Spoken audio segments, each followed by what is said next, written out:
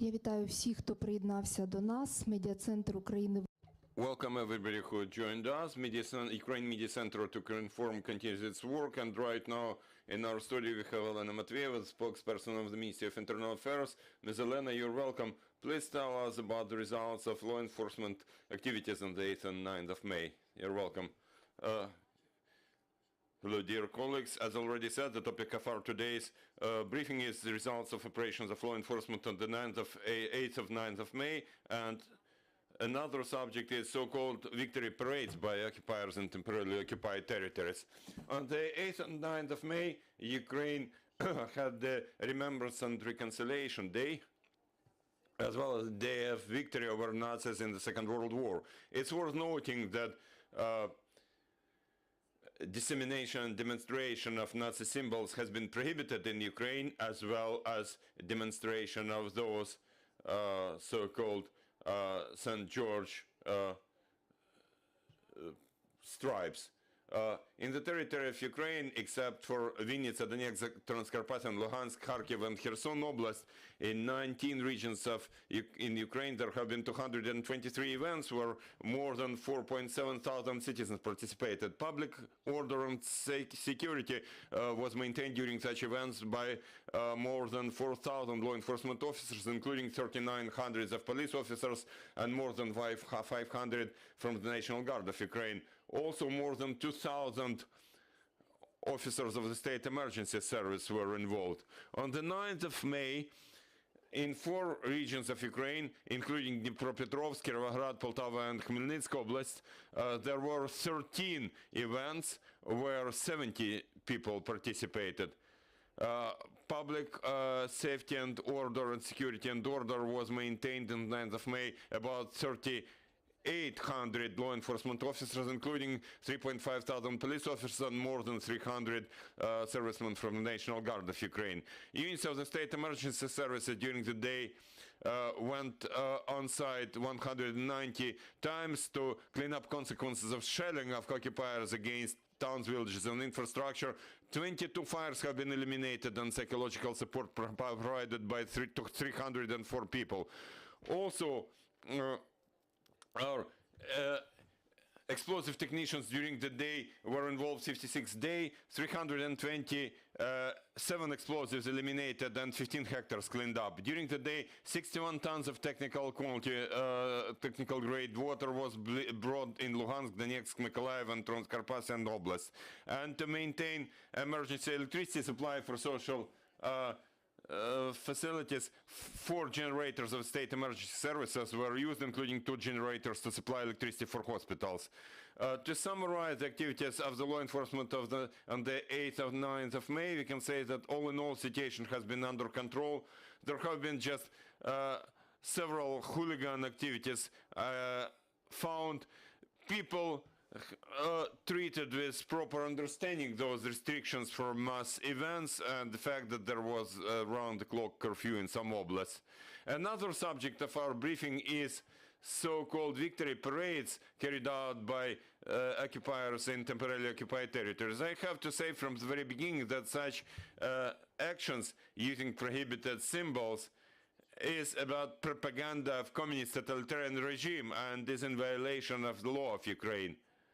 So information about such facts has been entered on the Unified Register of pre-trial investigations. Yesterday, on the 9th of May, occupiers organized a number of actions in Berdyansk, Enerhodon, Melitopol. Those towns and cities are in Zaporizhia Oblast, as well as in Kherson and Novokhovka and Skadovsk in Kherson Oblast.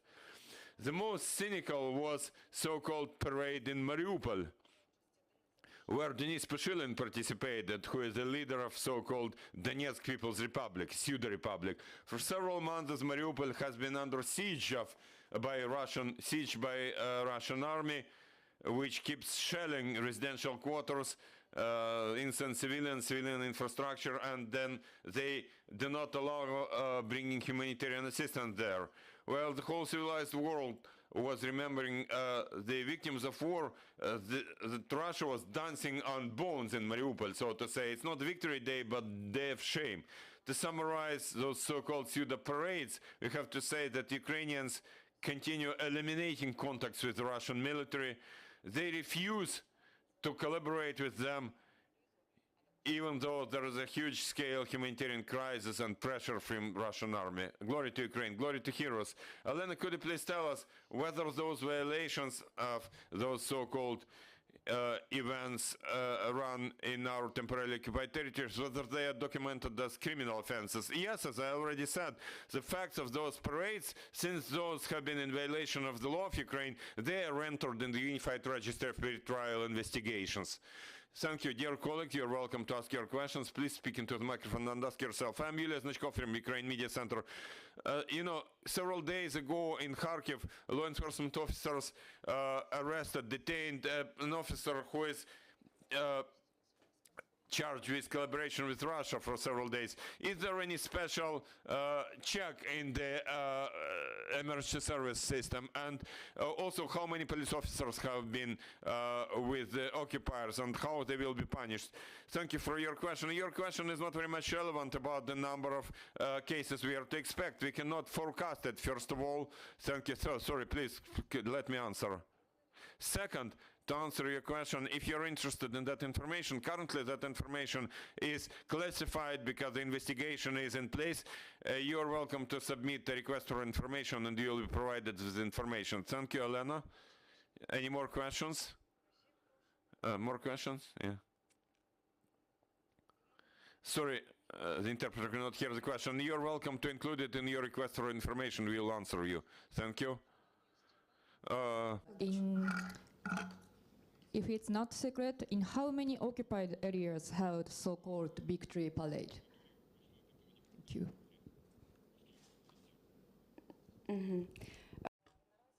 At the moment, we are aware of Zaporizhia Oblast, Berdyansk, Enerhodar, Melitopol, those towns, also in cities of Kherson, Novokakhovka, Severodonetsk, and Mariupol.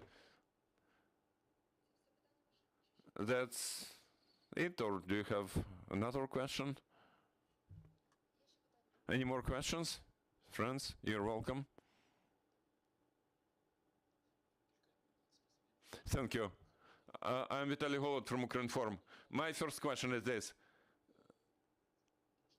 There has been information that former parliament member Zhvania has been killed, but can you share any official information what happened in Mali-Tekmak community in Zaporizhia Oblast? We'll prepare official information and it will be announced. At the moment, I am not allowed to comment on that. Thank you. Any more questions? Yes. Could you please tell us whether law enforcement officers have managed to capture and how many people, if any, have been captured during those days of 8th and 9th of May, those who are for so-called Russian world? Well, we cannot say that there's that person is committing sabotage. Of course, some people have been detained, but only after some procedural steps we can establish whether that person has been involved in some sabotage or not. For example, yesterday in one park in Kyiv, a lady went with the photo of her father. She said that she was in the military during the Second World War, and she said that she doesn't support what the Ukrainian government is doing. So she was invited to the police station, but we cannot say immediately that she was involved in any sabotage, as you understand. About the numbers, I can say that since the beginning of this war, we have established collaborationist activities by 484 acts and 36 facts of sabotage. Those are the numbers we have at the moment, but that's for the whole time since the beginning of the war. Good afternoon, I'm Anastasia Zhog from Domya TV channel. I have a question about parades in those temporarily occupied territories. It's not a top secret that there are Ukrainians who are collaborationists, who are collaborators. They help Russian occupation administration to carry out such parades, such events. And the question is how those people will be punished, what evade them. Maybe there is some article in the criminal code, and when it will be done, after our victory or maybe even now. Thank you. You understand that at the moment we cannot detain, we cannot arrest them because they are in temporarily occupied territories. Later there will be certain procedural investigative actions and we will establish punishment for them in accordance with Ukrainian law. Thank you. You're welcome.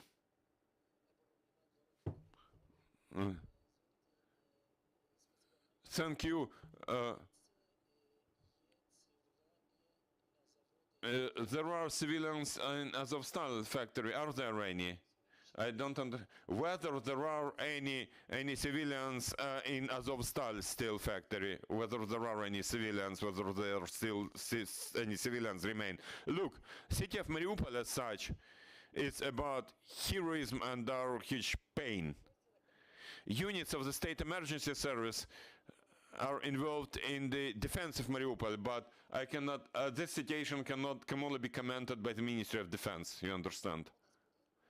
We'll have tomorrow a briefing by the Ministry of Defense, by their spokesperson, and we'll ask him that question. Thank you, Olena. Thank you, colleagues, for joining us. Please stay with us, friends. I'd like to remind you that soon at 1:30 we'll have First Deputy Minister of Foreign Affairs, Aminat Japar, with us. Please stay with us. Thank you.